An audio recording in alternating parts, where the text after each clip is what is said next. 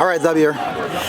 Tough game today. You guys walk away with 3 points, winning 2-0. You opening the scoring sheet. How do you feel about that in the first place? First of all, I'd like to thank God for the victory. It was a hard-fought win. It wasn't really a pretty game, but got the 3 points, and that's all that matters. Your goal, I think they recorded as own goals, but I thought it was going on target. What was going to chairman at that point in time? Played a combination play with Brian, and I just had space, so I just thought I should take a shot, and if it goes in, it goes in. Thought you have enough power on it? No, definitely, I didn't connect good.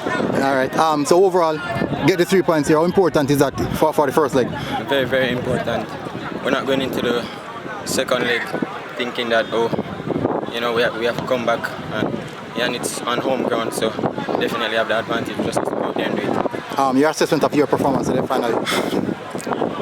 First 15 minutes, I thought I started out slow, but yeah, definitely need to work on that. But for the rest of the game, I thought I was good. Probably got a little bit carried away in the last, but yeah, I thought it was a good performance from me. All right, Zabir. Well done here. Thanks.